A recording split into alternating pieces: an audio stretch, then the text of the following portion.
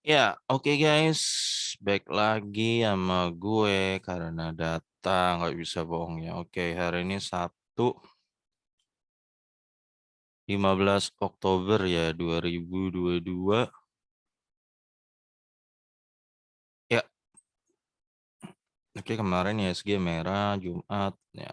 Isunya resesi ya kemungkinan lo bakal lebih sering lihat merah sih ya. Nggak masalah karena nggak ngaruh sama sekali guys ya. Perusahaan yang lo pegang sama isu fear ini nggak ngaruh selama dia bagus tetap bagus ya. It doesn't change anything. Terutama sektor energi ya kayak batu bara itu justru dia yang diuntungkan, termasuk kayaknya kemungkinan kalau nanti krisis pangan mungkin sawit ya akan naik lagi kemungkinan, tapi batu bara itu udah pasti karena permintaan Eropa lagi melonjak, ini udah jelas kan ya, itu lagi melonjak, mereka bener krisis, justru yang diuntungin batu bara. Tadi gua ngajar bahasa Inggris, murid gua tuh em, bapak-bapak ya, dia tuh kerja kalau nggak salah di Kementerian Energi ya, dia ada, iya dia kerja di sini guys ya, PNS ya, dia bilang kita nih kuat karena kita call-nya itu energi kita kuat gitu. Makanya kita kuat ada resesi 2023. Batu bara yang harusnya itu cuma $70 guys. Ya, ini gue info dari dia sih. $70 biaya produksinya biasa dijual. Sekarang dijual 400. Ya lu bisa bayangin untungnya berapa ratus persen itu. Produksinya cuma berapa untuk lu jualnya, produksinya kalau nggak salah tadi $70 per ton ya kalau nggak salah. Tadi dia ngomong sama gue, dijual $400. Nah, ya lu bisa ya sekarang lu tahu lah. Jadi kira-kira di sektor ini resesi yang paling mantap yang mana? Gue nggak perlu, ya lu tahu lah, pasti energi kayak gitu guys ya. Oke, em, sekarang gue mau bahas Jekon ya. Jekon ya, Jaya Konstruksi Manggala Pratama. Heeh. Ini gue di request juga, katanya kemarin hancur ya. Ya turun lah pokoknya. 5 hari ini ya turun 14%, gila. 14% dalam 5 hari. Mm-mm. Ya, grafiknya kayak gimana sih kalau? Ya naik turun gitu ya. Dari tim. Oke. Dia bergerak di bidang Jekon. Ya, pengembang infrastruktur ya. Kompetensi Grup Jaya. Konstruksi bangunan bidangnya pemegang saham 60% PT Pembangunan Jaya, masyarakat 39%. Berarti masyarakat kira-kira ada sekitar mungkin 6 miliar lembar ya dipegang masyarakat. Eh, ya inilah bisnisnya lah kayak gini-gini tuh. Cat bla bla bla bla bla. Gas, sorry, oil, manufaktur gini-gini gini. Ya, kita bahas aja laporan keuangannya bareng-bareng, guys.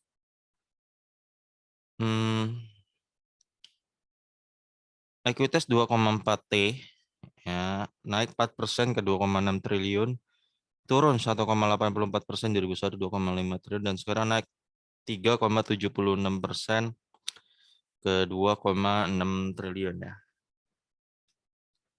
Rata-rata per tahun naik 0,96% ya. Nggak terlalu impresif sih ya kalau dari sisi ekuitas. Tahun ini memang lagi bertumbuh 3%, tapi ini juga nggak terlalu wow juga. Sedang aja sih, biasa aja. Ya, dari sisi ekuitas biasa aja. Nothing special in here. Oke. Jumlah saham beredar 16 miliar, maka book value-nya 153, 160, 157, dan 162 ya. Oke, rata-rata hanya naik 2% ya. Oke lah, berarti kira-kira nggak beda jauh, sekarang 163 dia sekarang book value-nya.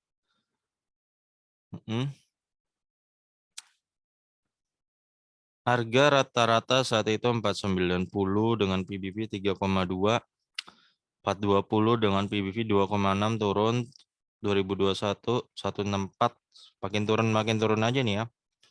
485. PBV 0,52 ya. Rata-rata dia dihargain 1,85 ya. 1,85 nih kalau dipakai 1,85 dapat angka berapa deh? Juli. Ini laporannya Q2 ya guys, bukan Q3.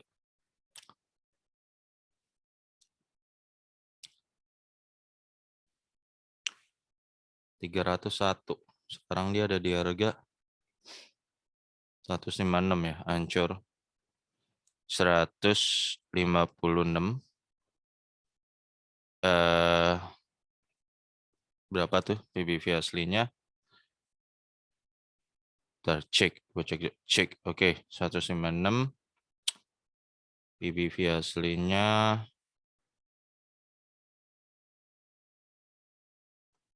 dibagi 163 lah.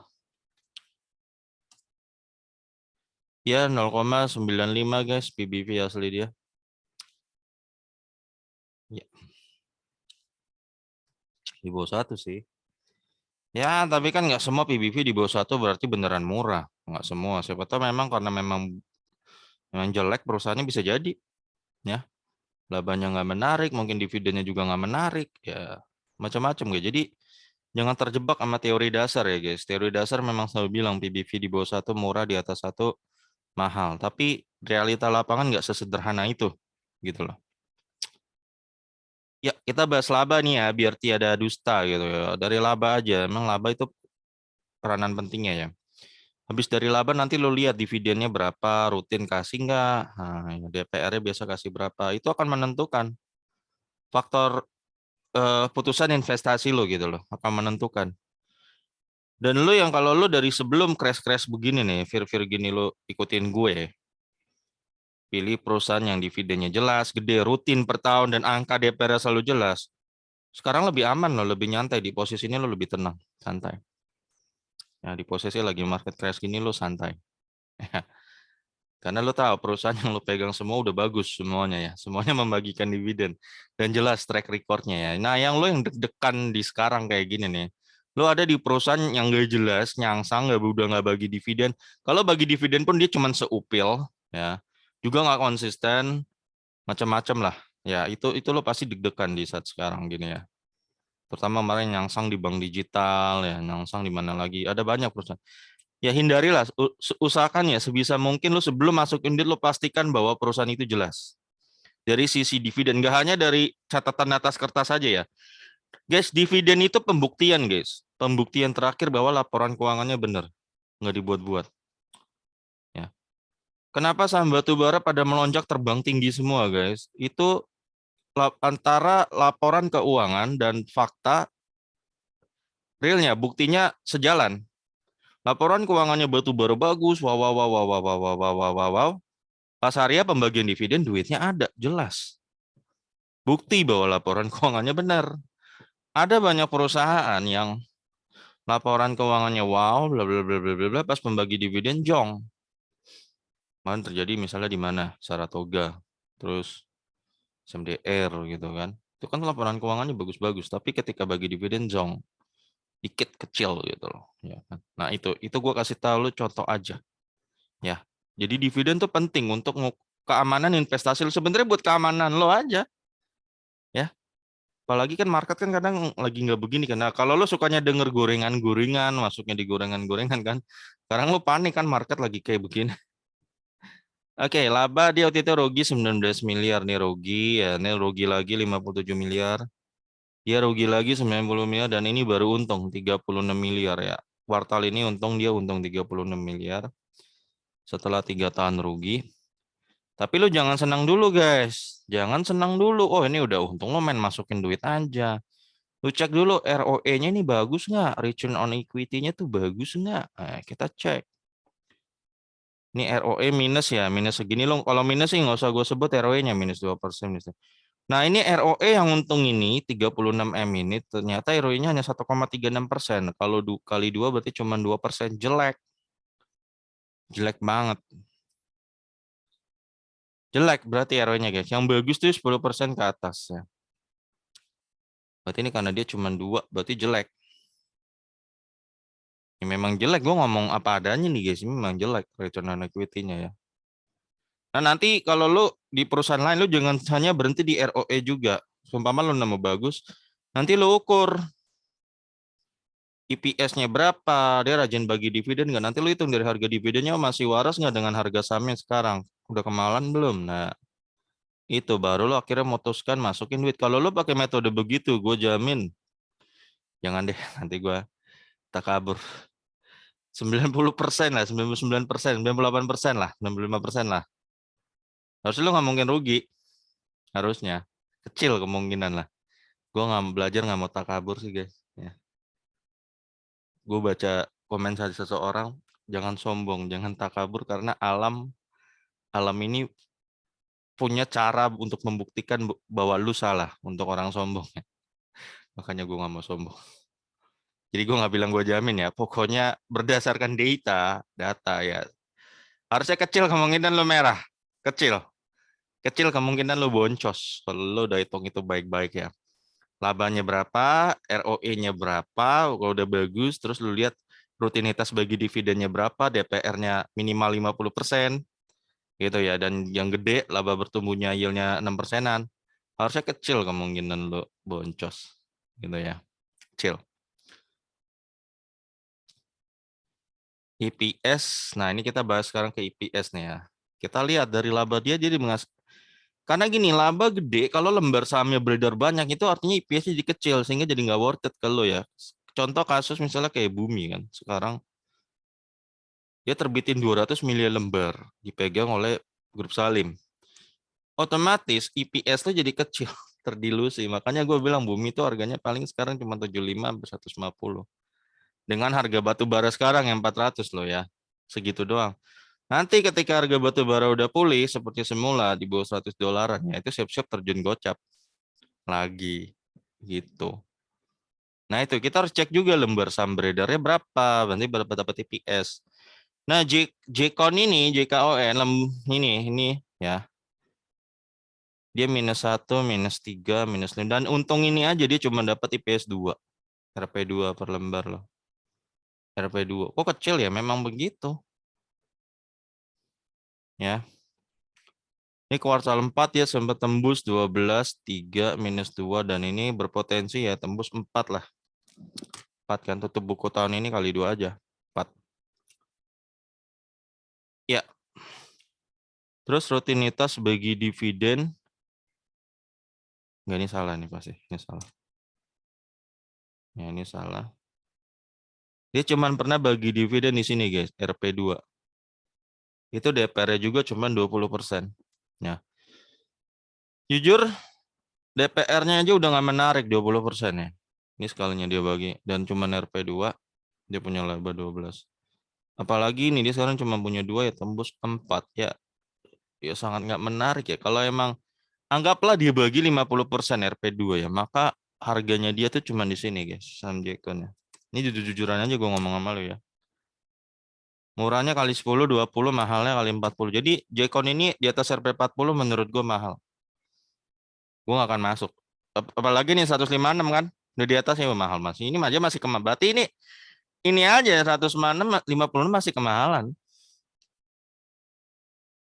Gitu aja. Masih kemahalan guys. Ya. Masih kemahalan. Ini segini doang harganya. Ini juga udah bagi dividen 50% menurut gue. Cuman segini. Nggak worth it menurut gue ya. Ya. Ini Jekon ini ya begitu. Terus rutinitas dia bagi dividen gimana? Coba kita lihat. Dividen history Jekon. What we're gonna see. Okay. This is the history of Jekon's dividends. Okay. Nah ini. Sebenarnya lumayan rajin juga dulu ya. Nih ya. Dulu sebenarnya lumayan rajin guys. Coba show more. Ya 8, tapi angkanya cuma segini-segini doang. 8, 10, 14, 13, 15, stuck. Stuck paling tinggi 18, 4. Gue nggak tahu deh apa ada pernah issue lagi atau stock split lagi ya 4. Terakhir bagi 2020 ya, habis itu dia nggak bagi lagi sampai sekarang ya cuman RP gitu aja guys ya. Cuma segini-seginian doangnya aja harganya ya berarti fix menurut gue nih nggak menarik ya. Yield-nya aja kecil tuh 0,0,0, semua ya. Ya, ya, it's not really extremely not interesting I think. Ya ini nggak menarik sih menurut gua jujur aja, dan ini masih kemahalan, dan ini menurut gua harga fundamentalnya cuma di sini. Ya begitu faktanya ya. Ya nggak gue lebih-lebihin, lu boleh hitung sendiri. Ya jadi ya gitulah guys kalau kata gua. Ya jadi terjawab ya guys. Jadi nggak menarik. That's it. Nggak menarik menurut gua. Ada lagi nggak yang mau gue bahas ya? Nggak ada, kayaknya gitu aja guys. Ya per nggak perlu bahas lah, pasti jelek ini. Pernya pasti jelek. Pernya berapa? Ya 2,6 kali 2 ya cuma 5% jelek. Jelek.